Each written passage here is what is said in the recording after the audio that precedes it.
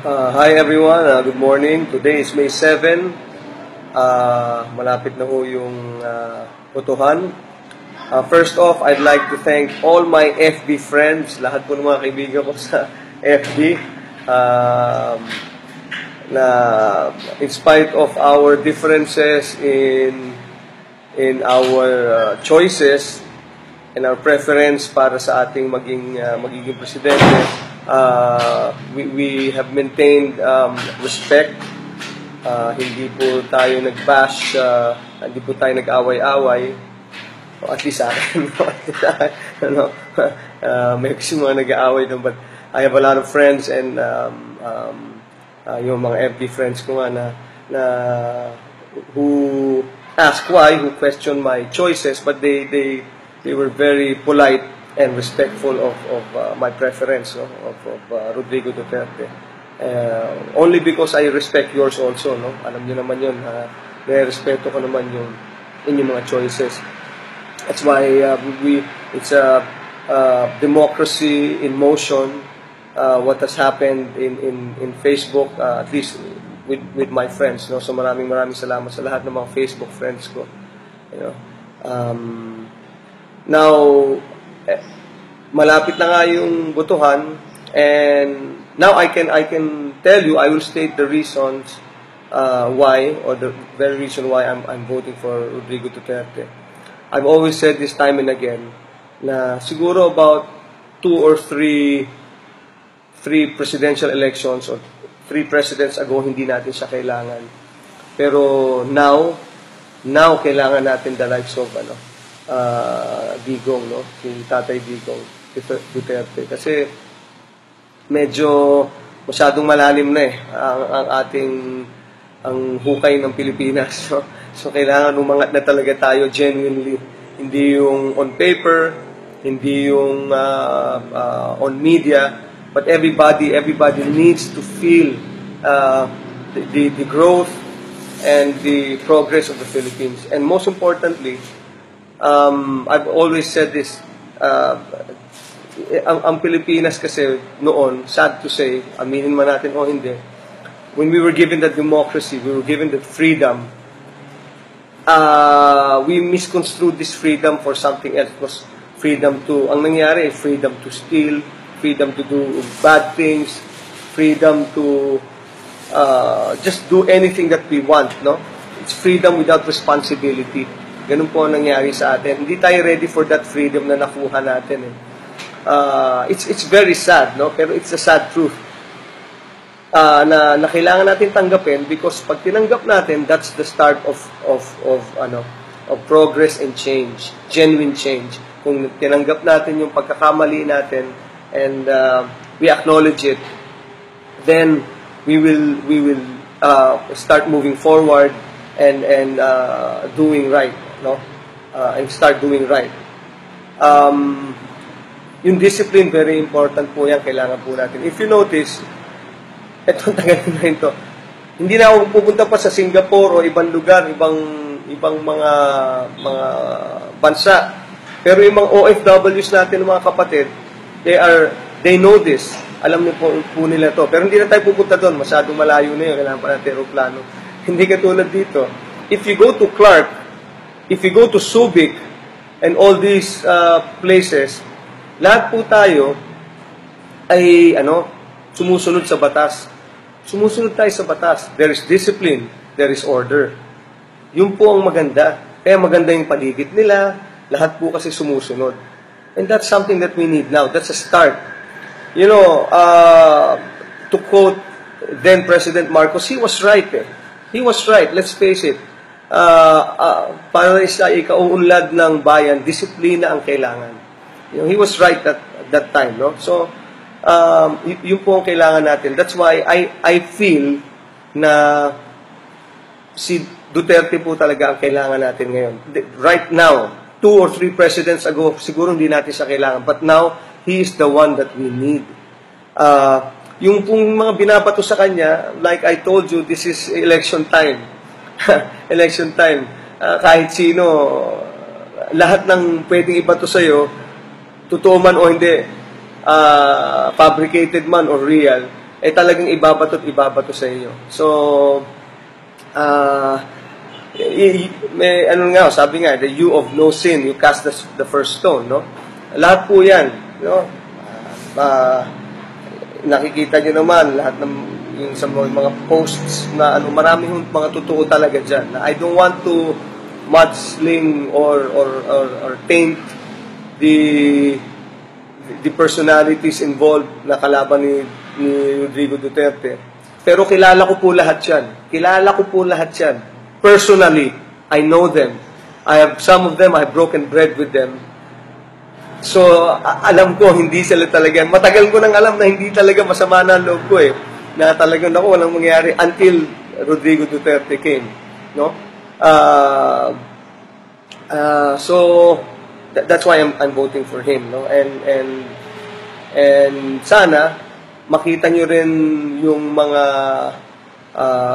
magagandang qualities of a leader that he has. Now, lastly, ito na po yung sabihin ko sa inyo. No? Si Mar Roxas has not done anything for the country. He was given the chance, pero he has not delivered. Sad to say, Vice President Binay, ganun din, no? Kasi he was waiting for the bendition of Noy Noy, pero nung hindi pa na niya makuha, tsaka pa lang siya gumawa ng hakbang, no? And it was too late. Si Grace, who is a friend of mine, Grace, I'm really sorry. Talagang hindi ka pa pwede. You're doing it for the wrong reasons.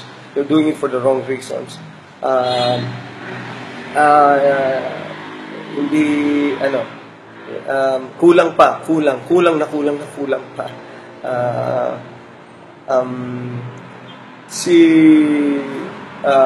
Sino pa ba tumatakbo?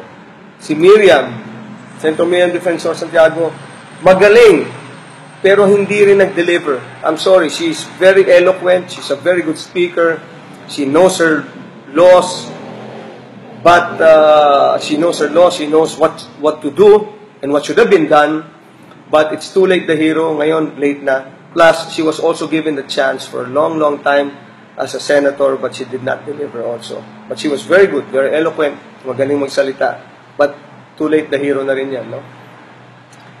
Now, si Digong Duterte, honestly, has never done anything for the country. Nothing. Wala rin siyang ginawa para sa buong bansa natin. But, he has done so much for Davao. So, if it's going to be a showroom, a battle of showrooms, si Rodrigo Duterte lang po ang may showroom. He has brought Davao from kumbaga, the dark ages to a highly developed, progressive city. And lastly, kaya po siya ang pinili ko bago po ako I prayed on this naman, no? Tinanong ko yung kapatid ko who has been in Davao for a long time. He's now residing in the United States. Sabi ko, Kuya, what do you think of Rodrigo Duterte? Medyo sabi sa akin ng kuya ko, ito nakakatuwa. Ganun lang magsalta yun, nakakatawa lang yun, pagtawanan nyo lang. Pero he delivers, he's a good leader, he's firm, and he has a heart. So I prayed on this, which I encourage you to do also. I want you to pray before you go to the voting precincts. Again, we all have our choices, let's respect, and I hope and pray that we have a peaceful, honest election. Most importantly, after the election, sana, whoever wins, we rally behind him, we help him, because katulad ng maraming post, it's a collective effort. Hindi po kaya ng isang tao yan. Dapat lahat po tayo. But this time, with a good leader standing in front, behind, and with us, I think the Philippines, ang bansa po natin na we so love, will be great again, with God's grace and God's help. So, God bless you all. I'm very happy with technology. Thank God for Facebook, and thank God for friends like you. Mabuhay po ang Pilipinas. To God be all the praise and glory. I love you. Hi everyone. Good morning. Today is May 7. Malapit na ho yung botohan. First off, I'd like to thank all my FB friends, lahat po ng mga kaibigan ko sa FB. Na in spite of our differences in our choices and our preference para sa ating magiging presidente, we have maintained respect. Hindi po tayo nag-bash, hindi po tayo nag-away-away. O at least sa akin, may kasi mga nag-aaway doon, but I have a lot of friends and yung mga FB friends ko nga na who ask why, who question my choices, but they were very polite and respectful of my preference, no? of Rodrigo Duterte. Only because I respect yours also, no? Alam niyo naman yun, respeto ko naman yung inyong mga choices. That's why it's a democracy in motion. What has happened in Facebook, at least with my friends, no? So maraming salamat sa lahat ng mga Facebook friends ko. You know, now malapit na nga yung botohan, and now I can tell you, I will state the reasons why, or the very reason why I'm voting for Rodrigo Duterte. I've always said this time and again na siguro about 2 or 3 presidential elections or 3 presidents ago hindi natin siya kailangan. Pero now kailangan natin the likes of Digong, no? Si Tatay Digong Duterte, kasi medyo masyadong malalim na ang hukay ng Pilipinas, no? So kailangan umangat na talaga tayo genuinely, hindi yung on paper, hindi yung on media, but everybody needs to feel the growth and the progress of the Philippines. And most importantly, I've always said this, ang Pilipinas kasi noon, sad to say, aminin man natin o hindi, when we were given that democracy, we were given that freedom, we misconstrued this freedom for something else. It was freedom to, ang nangyari, freedom to steal, freedom to do bad things, freedom to just do anything that we want, no? It's freedom without responsibility. Ganun po ang nangyari sa atin. Hindi tayo ready for that freedom na nakuha natin. It's very sad, no? Pero it's a sad truth. Na kailangan natin tanggapin, because pag tinanggap natin, that's the start of progress and change, genuine change. Kung tinanggap natin yung pagkakamali natin and we acknowledge it, then we will start moving forward and doing right, no? And start doing right. Yung discipline, very important po yan, kailangan po natin. If you notice, etong tagal na ito, hindi na ako pupunta pa sa Singapore o ibang lugar, ibang mga bansa. Pero yung mga OFWs natin, mga kapatid, they know this. Alam niyo po nila to. Pero hindi na tayo pupunta doon, masyadong malayo na yun, kailangan pa natin aeroplano. Hindi katulad dito. If you go to Clark, if you go to Subic, and all these places, lahat po tayo ay sumusunod sa batas. Sumusunod tayo sa batas. There is discipline, there is order. Yun po ang maganda. Kaya maganda yung paligid nila, lahat po kasi sumusunod. And that's something that we need now. That's a start. You know, to quote then President Marcos, he was right eh. He was right, let's face it. Para sa ikauunlad ng bayan, disiplina ang kailangan. You know, he was right at that time, no? So, yun po ang kailangan natin. That's why I feel na si Duterte po talaga ang kailangan natin ngayon. Right now, 2 or 3 presidents ago, siguro hindi natin siya kailangan. But now, he is the one that we need. Yung pong mga binabato sa kanya, like I told you, this is election time. Election time. Kahit sino, lahat ng pwedeng ibato sa'yo, totoo man o hindi, fabricated man or real, talagang ibabato sa inyo. So, may ano nga, sabi nga, the you of no sin, you cast the first stone, no? Lahat po yan, no?